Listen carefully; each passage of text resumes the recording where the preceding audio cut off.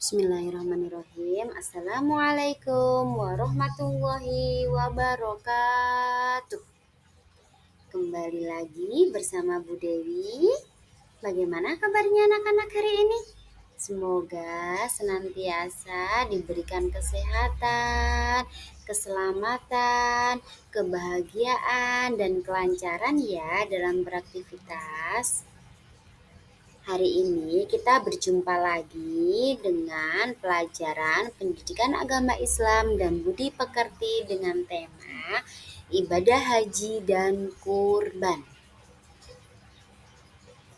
Jangan lupa teman-teman like, subscribe, juga share ke teman-teman yang lain ya.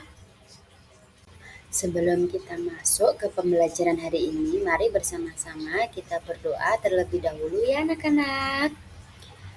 Berdoa mulai. Bismillahirrahmanirrahim.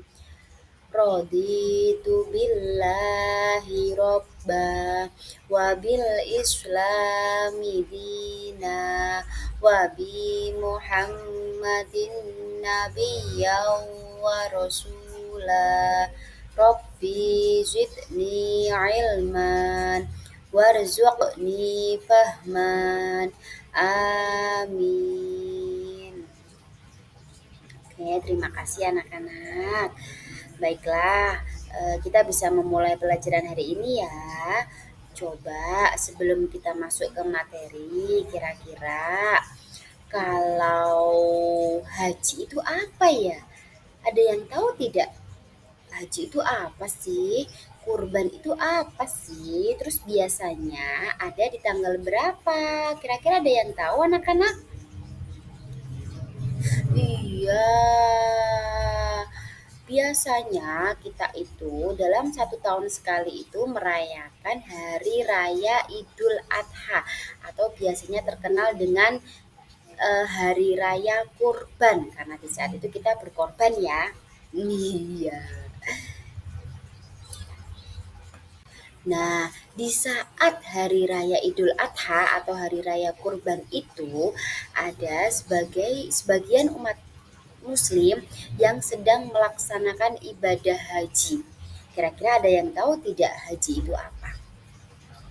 Iya, jalan-jalan ke Mekah, melihat Ka'bah. Iya, betul sekali. Secara pengertian ibadah haji yaitu secara bahasa haji artinya bermaksud atau berkunjung. Sedangkan secara istilah yaitu menziarahi Ka'bah dan melakukan serangkaian ibadah sesuai dengan ketentuan. Karena haji itu adalah salah satu dari rukun Islam. Ayo, rukun Islam yang keberapa anak-anak? Iya, rukun Islam yang kelima dan wajib dilaksanakan oleh semua umat Islam yang mampu secara materi, secara fisik, dan secara mental. Syarat wajib haji, yaitu jika kita ingin melaksanakan haji itu apa saja sih ya syarat-syaratnya?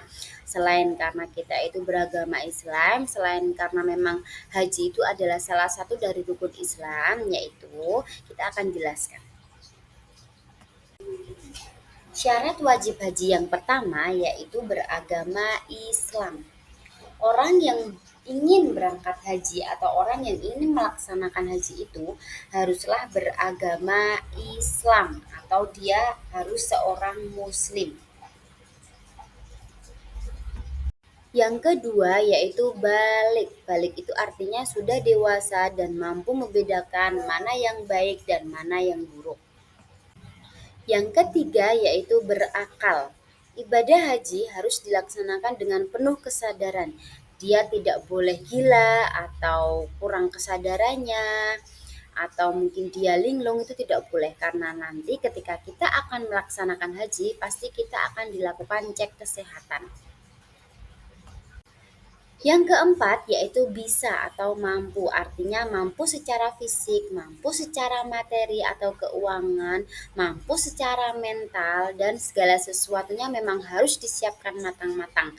Karena haji itu kita meninggalkan tanah air, kita meninggalkan semua yang kita punya hanya untuk berserah diri kepada Allah. Nah, di sini kita akan membahas tentang syarat wajib haji dan rukun haji. Rukun haji yaitu bagian inti dari ibadah haji yang menentukan keabsahan ibadah haji dan tidak dapat digantikan dengan denda jika tidak dilaksanakan. Jadi apabila salah satu dari rukun haji itu tidak dilaksanakan, berarti haji kita tidak sah. Oke. Yang pertama itu terdapat niat ihram. Niat ihram yaitu berniat untuk melaksanakan haji dengan memakai pakaian ihram. Semuanya serba memakai pakaian putih ya. Tidak boleh berjahit untuk yang laki-laki. Yang kedua, wukuf di Arafah yaitu berdiam di padang Arafah pada waktu tertentu pada tanggal 9 Zulhijjah. Ya, di situ kita berdoa, kita berzikir, meminta segala sesuatunya kepada Allah. Yang ketiga yaitu ada tawaf. Tawaf itu artinya mengelilingi Ka'bah sebanyak 7 kali dengan membaca bacaan yang sudah disyariatkan oleh Allah. Selanjutnya terdapat sa'i. Sa'i itu yaitu berjalan bolak-balik antara Bukit Sofa dan Bukit Marwah sebanyak 7 kali, dimulai dari Bukit Sofa dan berakhir di Bukit Marwah. Yang selanjutnya yaitu tahallul. Tahallul yaitu artinya mencukur atau memotong rambut sebagai tanda keluar dari ihram atau sudah selesai. Yang terakhir yaitu tertib, dilaksanakan secara berurutan. Itu adalah rukun dari haji. Sedangkan wajib haji yaitu artinya wajib haji ini adalah serangkaian yang tidak mempengaruhi keabsahan haji jika ditinggalkan. Akan tetapi kita harus mengganti dengan dam atau denda apabila tidak dilaksanakan. Wajib haji yang pertama yaitu berihram dari mikot. Mikot adalah batas tempat atau waktu bagi seseorang yang akan melaksanakan ibadah haji atau umroh untuk memulai ihramnya. Mikot itu terdapat dua, yaitu mikot zamani, waktu berniat yang dilakukan pada bulan haji. Mikot makani, yaitu tempat untuk memulai ihram. Nah, biasanya memulai niat ihram dari batas yang telah ditentukan sesuai dengan daerah asal jamaah. Wajib haji yang selanjutnya yaitu mabit atau bermalam di Musdalifah pada tanggal 9 Zulhijjah. Di situ kita bermalam di Musdalifah setelah wukuf di Arafah.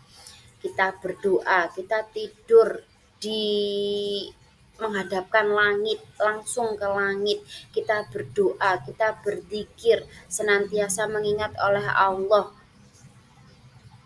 Itu mabit atau bermalam di Musdalifah. Selanjutnya melontar jumroh Aqobah tanggal 10 Dzulhijjah. Melontar jumroh dilakukan dengan cara melempar kerikil sebanyak 7 butir secara berturut-turut. Jadi nanti terdapat jamarot itu atau tebing ya atau tembok, kita membuang kerikil ke tembok itu selama 7 kali berturut-turut. Mabit di Mina pada hari tasyrik yaitu tanggal 11, 12, dan 13 Zulhijjah. Mabit yaitu berarti bermalam di Mina selama hari-hari tasyrik. Ya, terus melontar jumrah ulo, wusto, dan akobah pada hari tasyrik tanggal 11, tanggal 12, dan tanggal 13 Zulhijjah secara berurutan. Masing-masing jamarot dari jumrah ula, wusto, dan akobah itu nanti kita melempar kerikil sebanyak 7 kali. Setelah itu nanti tawaf wada. Tawaf yaitu kita memutari Ka'bah selama 7 kali Nah, itu artinya yaitu melakukan tawaf perpisahan pada saat akan meninggalkan kota Makkah. Jadi, nanti akan ditutup dengan tawaf wada. Itu adalah rangkaian dari wajib haji. Dan yang terakhir, meninggalkan perbuatan yang dilarang pada waktu ihram. Hikmah pelaksanaan ibadah haji yaitu menjadikan hati kita ikhlas dan pemurah, menjadikan kita kembali fitrah, menumbuhkan jiwa pengorbanan, meningkatkan semangat ibadah, dan membangun persaudaraan Islamiyah. Makna Idul Adha yaitu pembagian dan berbagi dalam Idul Adha. Definisi Idul Adha yaitu Hari Raya Idul Adha adalah salah satu perayaan penting bagi umat Islam di seluruh dunia. Merayakan momen bersejarah ketika Nabi Ibrahim siap untuk mengorbankan putranya Ismail atas perintah Allah.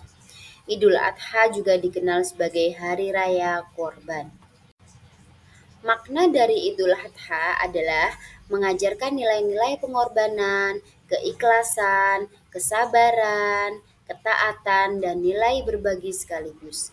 Terdapat perintah untuk menyembelih hewan kurban dan melaksanakan ibadah haji yang wajib dilaksanakan bagi Anda yang memiliki kemampuan dari segi finansial maupun dari segi fisik.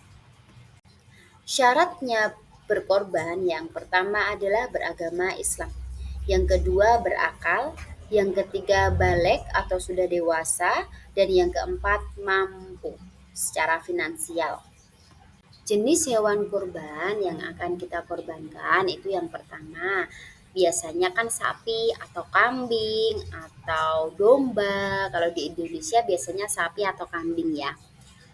Kalau sapi, syaratnya harus memilih sapi yang sehat, kuat, dan memiliki kondisi fisik yang baik seperti bulu yang mengkilap, matanya yang jernih, dan tidak terlihat lemah. Sedangkan kambing, pilihlah kambing yang aktif, berat badan pun juga ideal, bulunya tebal dan halus, serta memiliki tanduk yang tidak rusak. Jadi ketika kita akan memilih hewan yang akan kita jadikan korban nanti di hari raya Idul Adha, kita harus bisa memilih-milih tuh mana sapi yang bagus, mana sapi yang sehat, mana kambing yang bagus, mana kambing yang sehat, seperti itu ya anak-anak ya. Tidak asal-asalan karena nanti yang kita korbankan itu akan dimakan oleh semua orang yang ikut melaksanakan. Penyembelihan hewan kurban pun ada tata caranya. Yang pertama, ketika penyembelihan dilakukan oleh orang yang memiliki pengetahuan tentang tata cara penyembelihan yang benar sesuai dengan syariat Islam dengan membaca Bismillah atau doa-doa yang lain ya. Sedangkan untuk alat-alatnya yaitu alat yang digunakan dalam penyembelihan dalam kondisi steril atau bersih dan tajam untuk meminimalkan rasa sakit pada hewan ketika alat itu mulai disayatkan di badannya ya, di lehernya. Jadi biar tidak terasa sakit sekali kan kasihan ya. Pembagian daging kurban itu kita bagi kepada orang-orang yang membutuhkan seperti fakir miskin, janda, yatim piatu, dan masyarakat-masyarakat yang sekiranya kurang mampu dilakukan dengan adil dan merata. Biasanya, sewaktu pembagian daging kurban itu terdapat panitia pembagian daging kurban dari mulai proses awal kita menyembelih sampai memotong-motong dagingnya, sampai mengemas dibagi-bagi dan nanti diserahkan kepada yang berhak. Biasanya terdapat panitianya di desa ya nggak anak-anak? Oke, baik. Coba kira-kira ada yang mau ditanyakan tidak ya tentang ibadah haji dan korban? Kalau mau ditanyakan boleh komen di kolom komentar ya. Pada intinya, ibadah haji dan kurban itu adalah salah satu rangkaian pada hari raya Idul Adha. Jadi itu tuh kita memperingati atau kita mengenang jasa-jasanya dulu Nabi Ibrahim dan Nabi Ismail. Waktu mau mengorbankan Nabi Ismail untuk disembelih karena itu atas dasar perintah dari Allah. Juga hikmahnya, kenapa kita itu berkorban itu agar kita tuh terbiasa berbagi. Saat merayakan hari raya Idul Adha, kita semua bisa merasakan daging sapi, daging kambing yang setiap hari tidak bisa kita rasakan. Belum tentu kan semuanya bisa serentak satu Indonesia kita makan daging sapi bersama-sama, kita makan daging kambing bersama-sama, ya kan anak-anak? Biasanya yang ditunggu-tunggu yang seperti ini. Oke, baiklah. Eh, karena pelajaran hari ini sudah selesai, mari kita tutup dengan bacaan kafaratul majlis bersama-sama ya. Bismillahirrahmanirrahim. Subhanakallahumma wa bihamdika asyhadu an la ilaha illa anta astaghfiruka wa atubu ilaih. Wabillahi taufiq wal hidayah. Wassalamualaikum warahmatullahi wabarakatuh. Sampai ketemu lain hari anak-anak. Dadah.